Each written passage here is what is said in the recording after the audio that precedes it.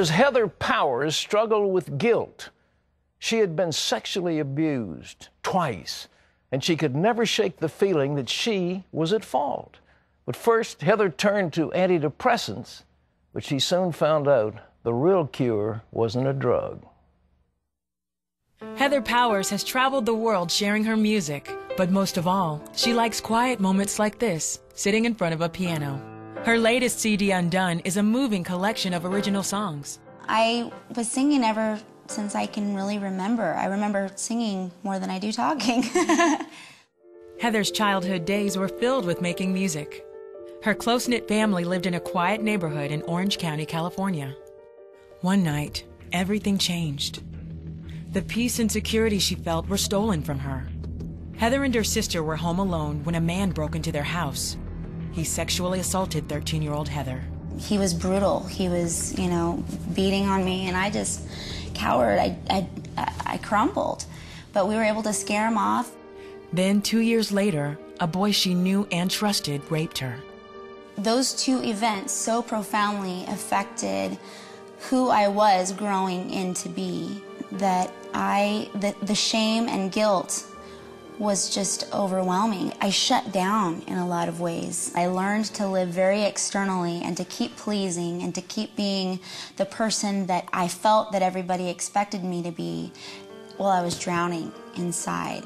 You married young. Was that an escape for you? I lived in a very small town where everybody got married early, and it became kind of a fantasy that almost just took a life of its own on. We did love each other, there's no doubt about it, but we didn't even know ourselves. As the problems at home intensified, Heather developed chronic migraines. She added painkillers to an arsenal of mind-altering drugs. By this time, I had really developed a pretty strong addiction to OxyContin and Vicodin and Xanax and all kinds of, things that would kind of just numb me out. The doctor that had been prescribing all of these other medications finally said to me, I think there might be some emotional stuff going on, and that might be why you're having such pain constantly. There was something in me. I knew that the drugs that I was on had something to do with how just numb and disconnected I felt from my whole life. And so I weaned myself off of them, and within a 2-week period of time, I just had what they determined at the time to be a manic break, which I ended up in a psychiatric hospital. Within a few days, doctors released Heather from the psychiatric hospital, but she was still gripped by the pain from her past and her failing marriage. After 9 years and 2 children, she filed for divorce. I felt so unredeemable and so unworthy. And the decisions I had made along the way, I didn't feel like I was forgivable. I was running from me mostly, and I knew what I was doing was wrong.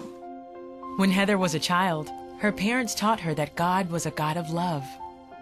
I know I had experiences with him, and I know that he was there, but there wasn't that point where it became such a personal thing for me. He was not in the equation at that point. Heather continued her self-destructive behavior. Not afraid to try illicit drugs, and I was living promiscuously and just anything I could to numb for the moment that sense of how awful and wretched I was. Anything. Heather's new boyfriend Josh introduced her to the highly addictive drug, methamphetamine. At that point in my life, I was at a place where I was using a lot and partying a lot, and I kind of brought her into that with me. It's one of my biggest regrets. We'd go on weekend benders where we'd just be up all night talking and hanging out with friends, and it was a great way to totally not think about the reality of my life. I hated the man that I'd become, and the way that I dealt with hating the man I'd become was to drink and use. He was on all kinds of drugs, and for me one day, after about a year and a half, I just came to an end where I just realized I couldn't go on anymore. Heather cried out to God for help. The Lord met me in a way. He allowed me to know that even while I was in the midst of sin and just destruction and the devastation of my life and that of my family's, that He didn't love me anymore or any less than he had. And he gave me this safety to then begin to build a relationship with him that was my aha moment, that I knew he was real for me. And I knew that whatever it was that I was going to walk through, that he was there and that he hadn't left. It was I who had walked away. She immediately quit using drugs. She was able to turn it over to God and really walk away from it. And I didn't have that. I mean, I had a hole inside of me that I could not fill. And it wasn't until I went to treatment and the idea was put to me that I had to consider having a power greater than myself in my life. Heather's father began talking to Josh about the Bible, and Josh too became a Christian. The most miraculous for me was the desire to drink and use was lifted from me. It was something that I battled since I was 13, 14 years old.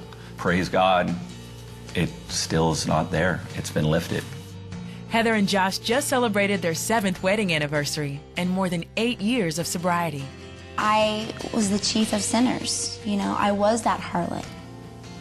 His grace was so big that he came in and rescued me when I had walked so far and devastated and destroyed so many things around me. He's always rescuing us from things, not just big things, it's the little things. He wants us, all of us, not just the catastrophe. He wants every bit of us.